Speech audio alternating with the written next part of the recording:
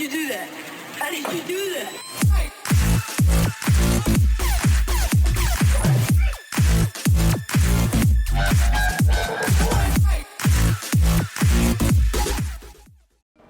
Welcome back everyone to another episode of All About Mechanics. Now today is going to be a demonstration of the dungeon Elden Hollow I. I'll be showing you all the bosses, all the mechanics. I'll go over everything in detail and what you should and shouldn't maybe do. And also, of course, we're going to be using the same composition as before as far as the group is concerned. We're using one tank, one healer, one stamina DPS, and one magicka DPS. So, off we go, and hopefully this helps. Okay, so this is Elden Hollow I. This is following on from our previous video, which was Darkshade Caverns. It's in the same tier, so it's of equal difficulty, I guess. The last boss being, of course, the most tricky of the group of bosses in here. But there's a lot of trash pulls in here, lots and lots of them. So this first one is quite easy to get rid of. You just get your tank to stack everything up and just interrupt the healers as and when you need to. That way they don't heal each other. It's not too difficult. Now you've got a bit of a trek going down to a waterfall where at the bottom, at the very bottom, there is a possibility of treasure chest spawn. It's not always there, although on Vet you see it a little bit more often. Now if you go to the very bottom here, this is where the quest guy is as well. I mean, we've done the quest ourselves, so you won't actually see him spawn, but the quest kind of starts as you go to the end of this corridor. So if you see where Bob is there, there's a chest there sometimes as well. As you come out of here, you'll see three kind of portal type lights appearing, and guys come out of them, and the quest is right here.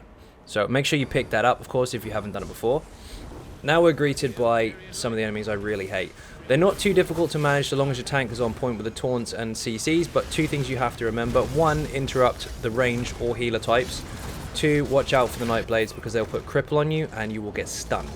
I'm pretty sure I get stunned in this room actually, if not the one after.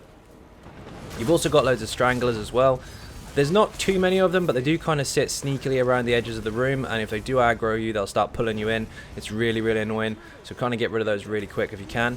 Again, same in this room, tank grabs everything into the center as much as possible, while DPS kind of focus on as much AoE as they can, and interrupts. It's very, very important that you interrupt healers and casters and all that good stuff. Make sure that they don't cast, they're really difficult to manage damage, because some of it is really, really harsh, and other stuff is a lot of CC stuff.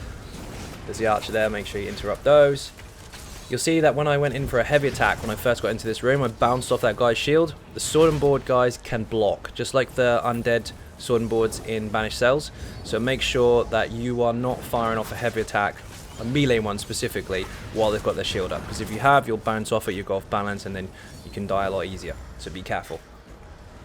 Here again, same sort of pull. There's a couple arranged in here. Make sure you interrupt them if they start channeling any abilities. Same goes for the healer on the right as well. If he starts healing, give him a quick bash and stop him from doing it. Although he's going to die really fast anyway. And that archer as well. If you see him putting that arrow spray effect out, make sure you cast an interruptible ability or a bash on him to stop him from doing it. Strangler again, get them quickly. This room's quite hard to manage actually, especially for the tank, because if you run in too early and you're not the tank, there's a strong possibility that you're going to get all the aggro, and then he's going to have a really hard time getting it all off you. So again, just make sure that your tank goes in, grabs all the aggro, chains stuff in, CCs them down and everything, kind of like what he's doing now, although it's a little bit tricky. And then your DPS can kind of just stay on the interrupts and keep the AoEs down, just like before. Again, that sword and board guy there, don't heavy attack him if he's blocking. And these night blades and healers, make sure you interrupt them if you see them casting something stupid, because they do hurt. The cripple's quite nasty actually, because it pins you on the ground, and if you haven't got enough stamina to break out of it, or you haven't realised, then you get kind of slapped a few times by other stuff. They kind of pin you first, then hit you afterwards, so you got to be careful. This boss here is relatively simple, especially being a first boss. Of course, she's not going to be too difficult, but she's got three major attacks. First of all, don't run away. Stay as close to her as possible, because if you run, she'll do a jump and she'll land on your head and it will hurt. Secondly, she's got like a cleave like that in front of her. Now, if you're a DPS, I wouldn't advise you staying in front of it, but as a tank, you should be fine if you're blocking. And then you saw her kind of circle effect on the ground then. It's like a whirlwind spinning axe around her head type effect. As long as you stand out of it, you'll be absolutely fine. Apart from that, she has a heavy attack that the tank must block, otherwise it's going to really, really hurt. But majority of the time, the tank should be able to keep the boss in one place while everybody else just smacks her in the face. It's a pretty straightforward fight. Now there is a boss over here off to the right as you came into the room before this one. You can either kill this boss first or the other one. It doesn't matter which order. But this one gets missed quite a lot, this Spriggan boss, because it's kind of out of the way and you can technically skip it. But if you want all your achievements, don't skip it. Make sure you kill it. Very, very fast fight. Just stay heavy on the interrupts. Make sure that she doesn't heal and just burn her down. The tank should be able to hold her relatively still and nobody should be moving or running away. There's not really much of a threat here. So, the next part again, there's more ads, plenty of ad pulls, and you should approach each one of them pretty much the same. Get your tank to control the room, put as many in the middle as possible while you AoE them down. In the meantime, make sure that you stay on the interrupts. Tank can't necessarily grab everything, so you as DPS and even healers, if they're close by, if there's a target that is a ranged and he's channeling an ability, or there's a target that is a healer and he's channeling a heal, always make sure you stay on top of those interrupts. Especially in larger pulls as well. Sometimes you'll get one or two enemies that are slightly stronger than the rest and they'll be getting the heals all the time and it takes forever to kill them, especially if your group has got low damage. See, most of them will die to general area of effect damage, but you've got to keep on those interrupts. And of course there's a Strangler in here. Stranglers are a pain in the ass. They don't do too much damage, they can be interrupted as well, but they are going to keep pulling you backwards, like with a chain effect if you don't get rid of them. So get rid of them as soon as possible. Don't try and run past them, it won't work. There's a couple more down here as well. It usually pulls a tank as well, so you can't even kill it. You have to get your DPS to run backwards and help you out. See, they don't last long. There's a huge Strangler coming at the bottom of the hill. But you're about to see that. Also, these little dinosaur guys, they have a nasty bleed, and they also do a heavy attack every so often in the form of a jump, which you'll see there. Now, as long as a tank has got hold of that and they're blocking, you'll be just fine. A DPS can block it, but if you've got more than one of those guys on you, you can sometimes die quite quickly. So be really, really careful. Make sure the tank is always turning it away from the group. Now this guy is very, very simple, but can be quite problematic to a lot of groups, especially newer ones. It's quite a straightforward fight, but he will spawn some ads halfway through that look just like him, but much, much smaller. And they will heal him. We've already been over what you do with ranged and healer types. There's one there, but he just died to a Destro ulti. But you need to make sure that you interrupt them to stop them healing him. You just saw there, big AoE, very simple. Stay out of it. It's really, really easy. There'll be one that spawns behind me in a second, another ad. You can kill them, or you can just interrupt them every so often. It's entirely up to you which one is more manageable for your group. If you've got lots and lots of damage, just burn them. If you don't, just stay on those interrupts. So you see here, he's healing. Quick bash. No heals. Stay out of the juicy stuff. Back on the target. Interrupt again. Now you get more than one as well. You can get multiples, but just keep your group kind of aware of what's going on. You'll be just fine. The tank does also receive a heavy attack every so often that needs to be blocked, but apart from that, the boss doesn't actually move. One more thing to note, however, if you do go too far away, and sometimes people do, don't run, it's not going to help you. He'll chain you in. As you can see there, the tank just got pulled straight in. That happens a lot if people start running around the room. Don't run around the room, there's no need. He's not moving. Just get in, hit him, get out the AoE, get back in again. Very, very simple. Now I've got some more dinosaurs and stranglers coming up. This is where you get two of them. If your tank can pull them together, that's absolutely fine. If not, take them one at a time. Don't panic, there's no rush. You see him do his jump in a second. There you go, that's the heavy attack. You've got to block that. Like I said before, a DPS can survive it, but if you get two on you at once, you're not really going to have much of a chance. Unless, of course, you've got a damage shield, which is quite helpful. More stranglers. Always get rid of the stranglers, they're a pain. So these guys don't have a lot of health, but they can be a pain. Especially when they put a bleed on you and start jumping in your face. The next room has a mini-boss in it. But there's two major pools of trash. One of them is absolutely enormous, so don't go in there first if you're a DPS or a healer. Let the tank go in first. I think I go in first anyway because we're used to it, but don't. Let the tank go.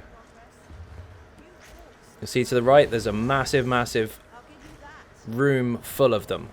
Now the ones on the back left and the ones on the back right don't necessarily come in straight away, but if you start moving around too close to them, they will get aggroed and they'll come in. There's one behind me at the moment that hasn't started fighting us, but you'll see that the tank pulls him in anyway. There you go, he's in. See, that one completely ignored us for a time. So you can kind of pull them bit by bit, but if your tank's brave enough and your group's capable of understanding that you have to interrupt stuff, then you'll be just fine. You put them all into the middle. Make sure you get rid of the stranglers, otherwise they'll just pull you in as well. That dinosaur came out of the corner, top left. You can actually get away with ignoring him completely, but if you want to kill all of them, bring him in. But again, make sure your tank turns him away from the group. I think we have one more strangler here. There should be one on the left. Yep. He's not going to be a problem for us anymore, but it's best to get rid of him. Now, this mini-boss is a little tricky to see. Big two-hander guy, but he's not far off the same height as all the rest of the trash, so he can get lost in there sometimes, so you have to be careful. He has a burst kind of AoE effect you need to stay out of. He also does a really nasty heavy attack, but his health is very, very low. So if the tank can hold him still alongside all the rest of the trash, he's going to die really, really fast. Just make sure your tank's got enough stamina to block with and you shouldn't have a problem. Again, you can see that our warden tank there is just pulling everything into the middle. Everything's where we want it. No problem at all. The next one is a big dinosaur. Much, much bigger than the usual ones. And it's got one with him, of course. It's got a little baby one. Now, this guy has a bleed, he has a conal effect, and he also has a big jump, just like the regular ones, but obviously he hits a lot harder. But what I would recommend you do is on this particular boss, save up your ultimates. Don't necessarily burn him down with all your ultimates and all the shiny stuff. Kind of build up ultimate on this guy because you're very, very close to the last boss. You want to make sure you've got as much damage as possible for the last boss because she has got a lot of health, especially if you hit hard mode. So, kind of just pace it on this fight, get him down. He's only a couple of mil or so. He's not even that, to be fair. No, he is. He's a couple of mil. But, again, just like the usual ones, he jumps, he does a conal effect, and he does a heavy attack. It's really, really simple. There's the cone. If your tank's got less than 25k health, you might want to move out of the AoE. But if he doesn't, then you're fine. A couple more dinosaurs. This also depends on what ultimates you're using. Because if your ultimates are very, very cheap, like 70 or so, maybe a Nightblade or a Templar, then fine, go nuts. But if you're using much more expensive ultimates like a Destra ulti or a Banner, definitely build up ulti on the way down this corridor. One more dinosaur. Take the bone shield, always take those synergies. Again, you'll notice that the group is not running around in circles. There's no need to run away from anything. Get comfy, get inside your kind of comfort zone as far as your damage is concerned. If your melee, get close. If you're ranged, just stay as far as you can without being a problem, but don't run around the room in circles. Now this boss has a lot of health. She does hit very, very hard if you get caught by her mechanics, but I'm gonna make this very simple. Very much like Spindle Clutch, you'll see that myself, Christina the other DPS, and Bob the healer are in 3 different positions. Now this is done on purpose because we need to kind of keep that triangle formation throughout the whole fight. We stay close so that we don't get caught at the back of the room by any nasty mechanics, and then we stay on our own sides because when she aims at you, you'll see me dodge roll here, I just got away from her poison kind of attack. Now, if it hits you, you're going to get really nasty damage over time on you, and most DPS will not be able to stand up to it. So if she looks at you, dodge roll backwards, then come back in straight away. If this AoE happens, like you just saw, that really, really big one, don't touch it, just stay out of it. Then there's a smaller AoE, which is just now caught Christina, but it's going to happen to me in a moment as well. It goes wherever she places it. It's quite small, and you'll see loads of hands come out of it. Now they'll snare you or CC you, so you need to break or dodge roll to get out of them. Easiest way around that is just don't get caught by it. If you see it appearing on the ground, walk out of it. Big, big AoE, get out. If she aims poison at you, dodge roll. Now you'll notice that Bob dodged, and he didn't get hit by it. But last time he did get hit by it and lost like 25% of his health, even though he's got 30k health bar. So it's quite nasty. Now these guys also come out. Every so often you'll get 4 skeletons come out of the floor. Now the further away you are, the more likely that is to be somewhere you don't want it. So you have to come in close.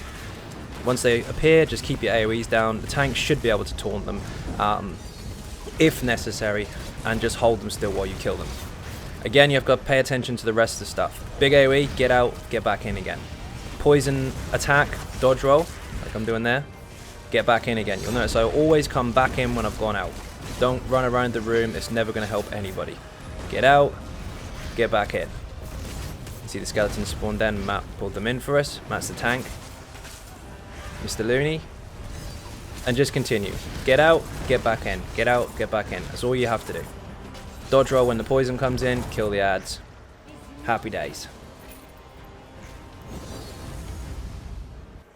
So, hopefully that helped, hopefully that wasn't too boring, hopefully you now have a better understanding of Elden Hollow I. The next video is going to be Wayrest 1, and then we'll get on to the tier 3 stuff, some of the more exciting and harder content. So, first of all, thank you all very, very much for watching. Fully appreciate the support, and if you're not subscribing already, please do hit that button, it is free. Furthermore, if you want to help support the channel outside of YouTube, there are some links in the description for Patreon, for Facebook, for Twitter, and of course the website xynodegaming.com. Once again, thank you all very, very much for watching, and bye-bye.